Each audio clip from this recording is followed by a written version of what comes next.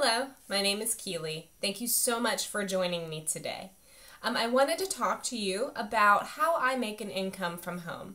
And just as a little disclaimer, I want you to know I'm not selling any products. I'm just simply sharing my experience of how I've managed to bring in an income in the last year from my house. And I want you to know also, this is another disclaimer, this is not a simple process. It's not easy. Anyone that tells you that making money from home is simple is lying to you. Or maybe they've got some formula that I haven't figured out. But I'm going to tell you that me working from home has not been an easy thing. And it has taken a lot of years for me to get to a place in which I could do this. I will go ahead and give you a little bit of a backstory. I've been married now for almost 13 years and I have 3 sons. My oldest child is about to turn 10. And when I first got married, I knew I wanted to stay home with my children and take care of my kids from home and not put them in child care unless I absolutely had to. It didn't take long for me to realize that child care is so expensive that I didn't have a job that would cover the cost of it. There's just no job that I can have that would cover the price of 3 kids in daycare. And I didn't always have 3 kids, but either way, I wasn't finding anything that would allow me to afford childcare and make a paycheck. So when I was first married, I worked and worked, of course. I got pregnant. I had my first child. His name is Corbin. And I worked very part-time. My husband stayed home with him while I went to work, and it was very frustrating and very stressful. So I knew I had always planned and dreamed to work from home or to make some money from home, but to mostly focus on raising my kids. And over the course of the years, I have tried a lot of different things to make money from right here in my house. Naturally, I'm a crafter, and I love to craft. I have tried several times to do craft projects that I could sell. One year I made a bunch of wreaths and a bunch of decorations, and I went to more than one show that year, and I literally sold nothing. It was a 2-day, one of the shows I went to was a 2-day show. I sold nothing that I made just about, and in order to cover the cost of the table, I actually went home that night, made some cookies, and brought it back the next day and did a little bake sale at my table. And I managed to cover the cost of my table, but I sold none of those crafts. That wasn't something that I was able to make any money at. Another thing that I tried to do for a little while was embroidery. My sister had given me an embroidery machine, and it was doing a really good job. It was difficult and hard for me to learn how to use it, but once I did, the products that I was making were pretty high quality. And I was able to get my shirts into a local store on consignment. However, I sold very few shirts. I made very little money that way. And I think that each shirt may have paid me $5 for what I would actually receive for doing it. Nobody wanted to buy it, though. And I tried to sell that kind of stuff also at events, and no one wanted to buy it. I wasn't charging a ton for that stuff, but people just didn't want to buy what I was selling. I'm not a very good salesperson. I have tried to sell Mary Kay in the past, and that failed miserably. I did not do a good job of that. I thought, a lot of people buy Mary Kay from representatives, and lots of women sell stuff from home. There's Origami Owl, there's Pampered Chef, Tupperware. I mean, women have been selling things like that for ever since I was a kid, who knows how long before then. And a lot of women are successful at that, but that's not me. I'm not a salesperson, and I cannot sell that kind of stuff, even though I've tried, because I did try to sell Mary Kay. I didn't do a good job at it. Another thing I tried to do was, like bring in some babysitting. I'm not big on babysitting, but I've done some over the years because people needed it. I didn't ever want to open up my own daycare. If I had chosen to open my own in-home childcare, I probably would have gotten a lot of families that wanted my services. but I'm not a full-time childcare type of person. And I was always available to people if they needed a babysitter for a few hours or for a day or two. And I've made a little bit of money over the course of the years doing that. In fact, I've actually made more money babysitting in the last 2 years than I probably have in, my 13 years of marriage. I've made more money. But where I currently live, I guess more people have needed just once-off babysitters versus everyday childcare. And so that just didn't really work for me, even though I've always been open to babysitting. I just haven't been able to bring in enough money to make that worth it. And because I don't want to go through the process of having in-home childcare, that's also been another thing. The other things I've done has been couponing. And I know that's not necessarily bringing in a paycheck, but if you know much about extreme couponing, you'll know that you can get a lot of free items and free products. If you work things right, you can actually make a little bit of money here and there by couponing, by shopping sales. Especially if you play the drugstore game. You can go into a drugstore, you put in a little bit of money, but then from week in to week out, you just get free stuff. And while I know no one was actually giving me a paycheck, I do still consider that my attempts of making money from home, because it's providing for us. It's a way to provide for my family. And even though it wasn't actual paychecks all of the time, the money that I received was used for things that we needed. So it meant we had to make less money. Another thing I had tried a couple years ago was to write for Yahoo Voices. And if Yahoo Voices no longer exists, it was a branch of Yahoo, and you could go on and accept an assignment. And then you'd write that assignment, and they would accept it or not, and then they'd publish you. And if you were published, then you would get whatever ad revenue that blog post or that article brought in. And I can tell you, I spent a lot of time and energy on doing that, and I actually didn't make anything. Yahoo Voices closed up, and I don't think I even made a dollar of ad revenue. And so I thought writing would not ever amount to anything for me in the way of income until about 1.5 years ago. And I was introduced to a website called Fiverr.com. If you want to know, I'll put it in my article or in the links below. Fiverr.com. And Fiverr is not just a service in which you can sell your writing services. You can sell anything that is tangible. You could sell things like you would sell on Etsy, but I gotta be honest with you, it doesn't, that doesn't really get bought as much as services for businesses. So like photographs, social media things, writing, web design, that sort of thing are the things that are most often sought after on Fiverr.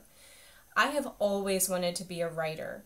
And I'm not going to suggest to you that if you have never written a day in your life and you're not really enjoy writing, that you should go be a writer. I don't think you should, but I've always wanted to write. And so for me, this ended up being a really good opportunity. So I heard about Fiverr.com, and I was very skeptical because I have tried to make money writing before. I've signed up for other websites like Odesk, and like I said, I had written on Yahoo Voices. And I think there was probably one other website that I tried to sign up on, but I never really heard back from those websites, and I had no portfolio to speak of, no writing experience other than just taking classes in college and just enjoying to write.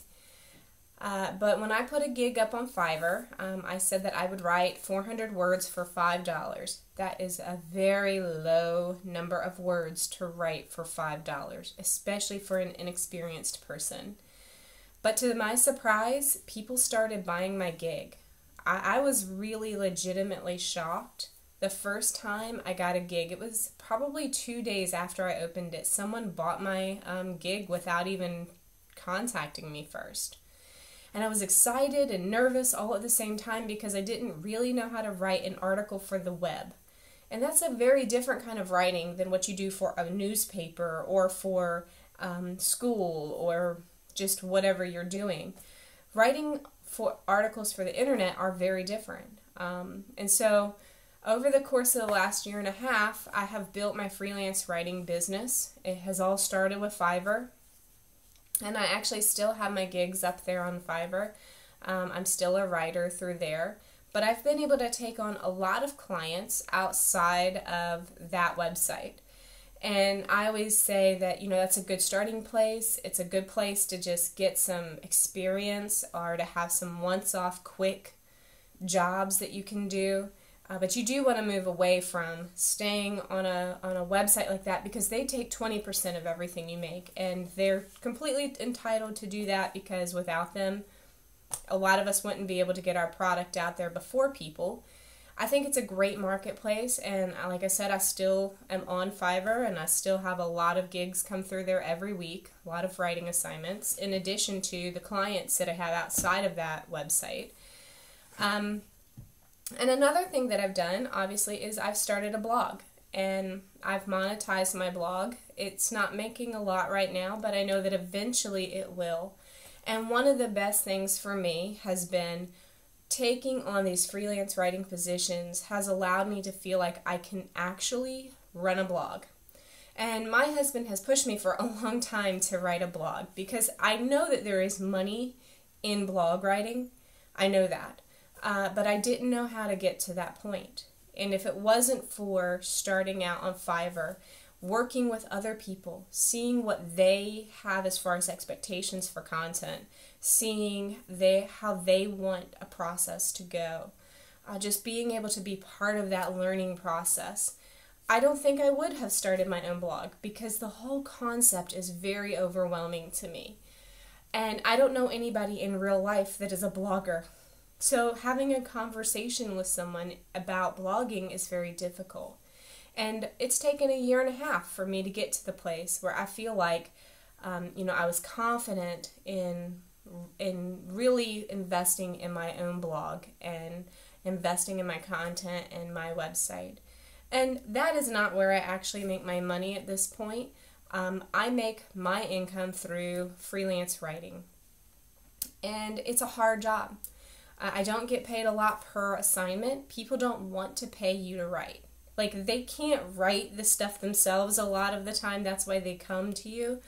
But because a lot of my people come from a website with a starting price of $5, my time, I spend a lot of time on a project and I don't make a lot. However, I have enough projects that have come in now that I make enough across the board to really make a difference in my budget. And over the last, this is the year 2015, and this video is going to be on here for a really long time on YouTube. But as of today, the day that I'm posting this, I make about $1,000 a month on writing. Sometimes 800. It kind of goes back and forth depending on who has paid me and what projects need to be done.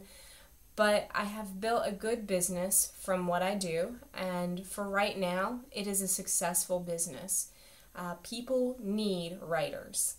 Everybody out there has a website. And think about the amount of times you go on the internet and search out something. If you want to find out about a new movie, if you want to find out about a new lip gloss, if you want to know where the closest termite inspection place is, or whatever. You go online, you do a search, and up comes all this information. Well, somebody had to write all of that. And as a freelance writer, I get to do that. I get to do a lot of writing for websites, businesses. I also get to do more fun projects where I write for blogs, not just my own personal blog, but I am also contracted to write blog posts for other people, because another thing right now with websites is people need blog posts. Everyone needs blog post. Your dentist needs a blog post. The grocery store needs a blog post because of this whole world of the internet and how people can be found through searches. It's all part of that, part of search engine optimization, and it's a high demand field right now. People need good English speaking writers. And this has been really good for me. It's been a great lead-in for me building my career, and hopefully my blog will go somewhere one day. If something else were to come up that I could do from home successfully, I would do it.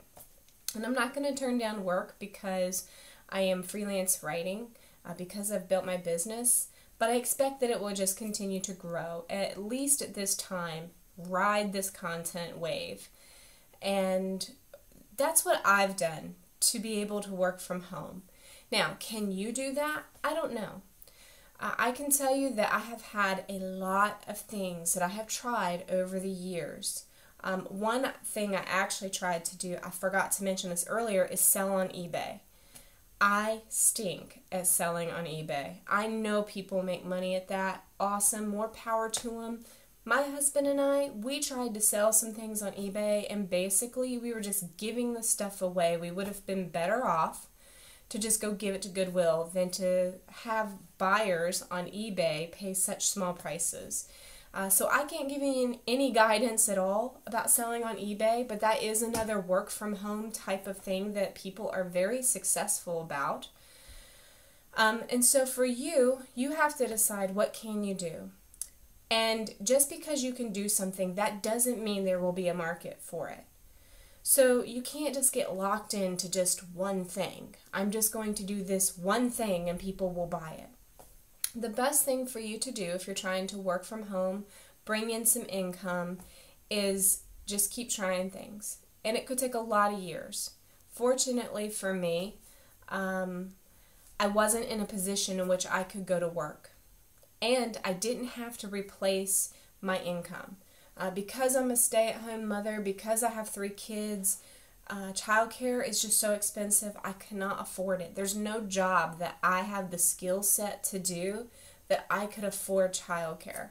So I don't have a choice. My husband and I knew when we first got married that I was not going to be full-time working until our kids were a lot older. So we never really had 2 major incomes. I know a lot of families have that problem, and if you have a full-time job and you're making a decent salary, you switching and working from home would be very difficult because you're having to replace that income. So whatever design or whatever concept that you come up with has to replace what you're currently making. Well, I wasn't making anything when I started writing. I didn't have a business concept that had worked for me. The crafting never worked. The embroidery never worked. A lot of people sell their crafts. I mean, Etsy is a craft place. If I wanted right now to go invest time and energy into crafting, I might be able to sell some of my stuff on Etsy. But considering I've managed to do so well with writing, this is where I need to put my time. As far as embroidery goes, there are lots of businesses out there that do embroidery. It never worked for me. For whatever reason, I couldn't get my stuff out in front of anybody that wanted to buy it. Back when I was trying to do those things, people weren't doing as much online purchasing. So if I tried to do that business today, I probably would have a very different experience. I could probably sell all that stuff online that I was making from, scratch here at my house. And as far as selling on eBay, a lot of people are really successful at that, and I never could be. With babysitting, I have talked to lots of women who have said that they were able to take in, a manageable amount of kids or 1 or 2 kids and make income that way. That never worked for me either. And as far as Mary Kay goes, it's a very successful business. Anybody who sells something like that, they are successful. A lot of them are.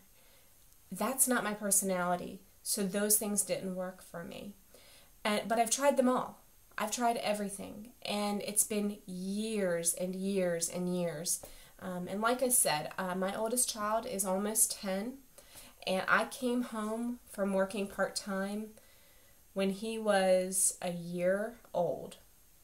So for the last 9 years, I have been a stay-at-home mother. And it's only been in the last 1.5 years that I have successfully started bringing in enough income to make a difference in my budget or in my finances. And so it took 8 years for me to get to that place where I have been able to build a successful business model for myself and work through it. It has been a long time coming. And like I said at the start of my video, I don't want anyone to think that it is just simple as it can be to work from home. For some people, yeah, it is. They have something. They've gotten either luck or they've got some process or systems that have just really worked for them, but that doesn't mean it will all work for you. And what's worked for me may not work for you. What you're good at may not bring you any money. So you have a lot of things to think about. If you are trying to work from home, I would just suggest that you just try to do something. And if you fail at it and just try to do something different. You have a lot of challenges ahead of you. It's not easy. It's not simple. You won't get rich overnight. You won't even get a part-time income overnight. At this point, I make enough money to make it worth my while. For the time I put in and what I make. And I hope that it will grow. I hope that it will just continue to grow, and as my kids grow up and get older, that I will have something to invest in the future, and I don't ever have to go back into the executive world and get a job. Maybe I will, maybe I won't. I like being my own boss, and I like being at home with my kids. I like picking them up from school. I like having them be home with me over the summer. That stuff's really, really important to me. Whatever it is that you're going through, your goals, your dreams, whatever it is, just keep pushing forward. Just keep trying. As far as building a business these days, in a way, there is a lot better opportunities for people who are crafters because of stores like Etsy. Some people make a lot of money with yard sales, and they just go around to yard sale, they buy up a bunch of stuff, they get stuff all year at the thrift stores, and then they sit out in their yard all summer long and get a tan and sell their stuff and make money. I don't know how much you need to make, I don't know what you're good at, but I can tell you this, that if you put in enough time, if you have enough determination, even if it's 8 years later, you can meet your goals. Just keep pushing forward. And if you have any questions, please feel free to leave me a message in the comments. Thank you so much for joining me today, and I look forward to hearing from you. And if you have a business concept that has really worked for you, I'd love to hear about it in the comments. Tell me what you've done that's worked. I know my readers would love to hear about it because everybody is looking for unique ways to make money and support their families. So thank you for joining me today, and I hope to hear from you soon.